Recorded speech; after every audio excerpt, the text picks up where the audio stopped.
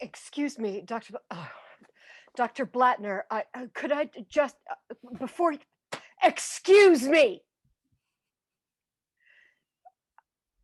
I have something I need to say. Sorry, I just need to tell you, it's just, I know you're lying to me. Mm. Okay? I know you're lying, and I wish you would stop. Because if you're telling me that the surgical report, my surgical report was not discussed, I mean, wasn't even considered by the tumor board, well, then I'm sorry, Dr. Blattner, I just don't believe you. Because, well, apart from the fact that it defies logic, I mean, a group of some of the best minds in oncology, that's what you called them last week. Those were your words. So the idea that they just get together and decide to change my chemo without reviewing Dr. Shipley's surgical report. I mean, apart from the fact that all of my friends who are prominent physicians, well respected at other hospitals, and not one of them could ever imagine a scenario in which the surgical report would not be considered. Is that really relevant? Okay. Sloan Kettering, Columbia Presbyterian, Mass General. Yeah, I'm aware they're not Yale.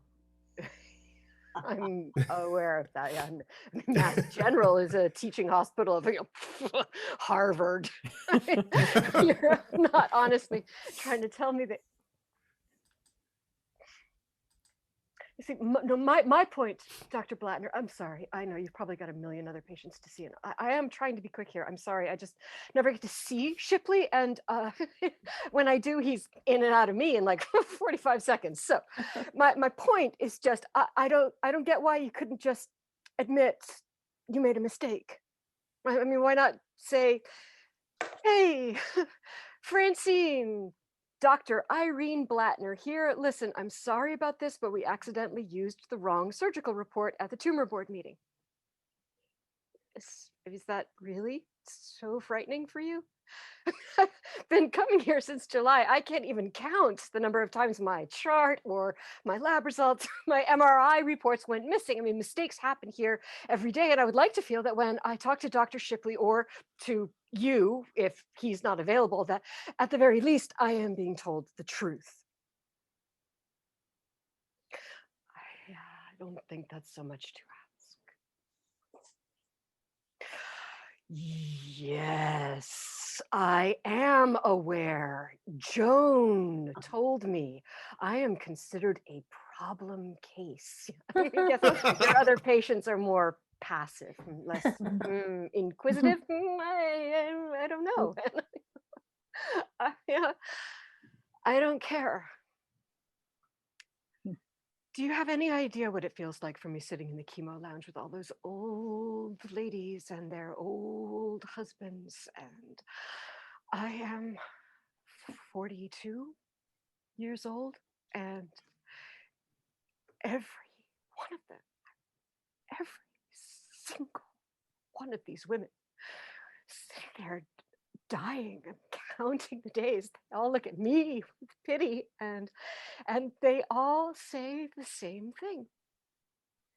The exact same thing. Oh dear. Oh my God. How old are you? Have any idea what that feels like? I want to feel sorry for them, not vice versa.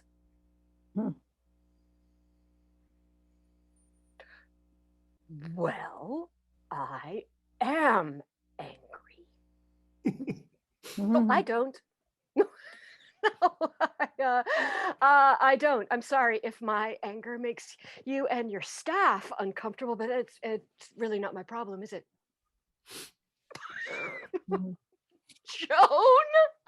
Oh my God. Joan is a fucking social worker if she can't handle a little rage. She's in the wrong profession. No, I shouldn't have to explain to you why I don't want to see a shrink. I just don't. I mean, I shouldn't have to see a shrink to make you and the staff feel more comfortable. I mean, is it really, truly possible that I am the first angry patient that this hospital has ever seen? Yeah, I honestly doubt that.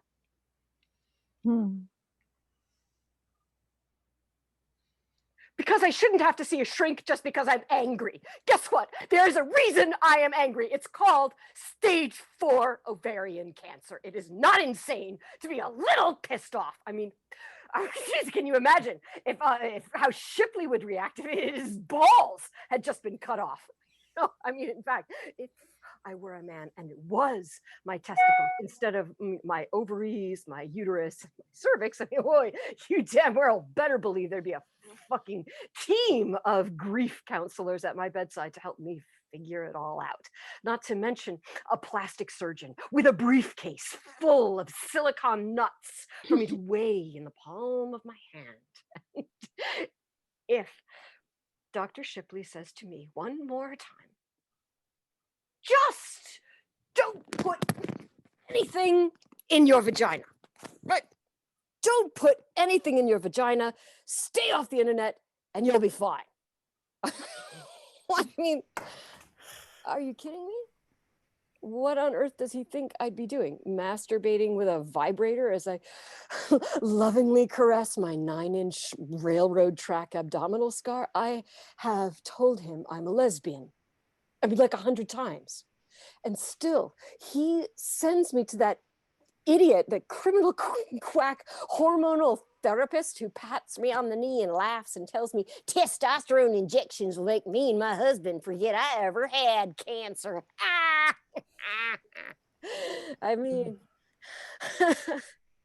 are you people for real? And yes, I cried when Shipley told me the cancer had spread to my lymph nodes and you'd be changing my chemo for the 3rd time, because he had just shoved his hand in me like 3 seconds earlier and it hurt. It hurt like hell having his hand inside of me. So the idea that he should think he needs to remind me to just don't put anything in your vagina is it's patently absurd.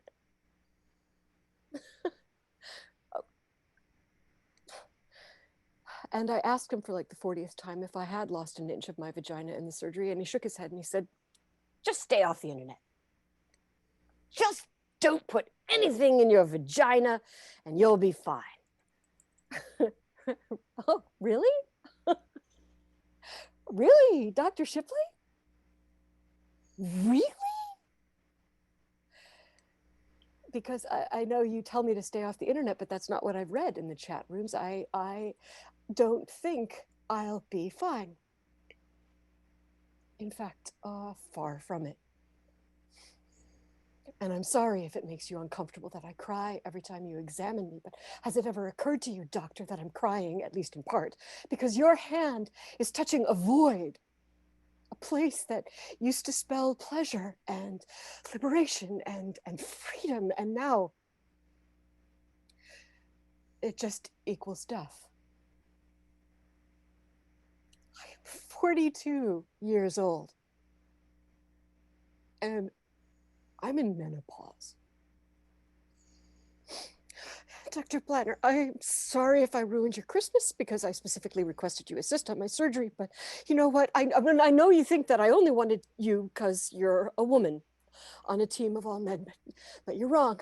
I wanted you in that room because you're the only person in this entire place, I'm Joan, the social worker included, who has ever actually listened to me.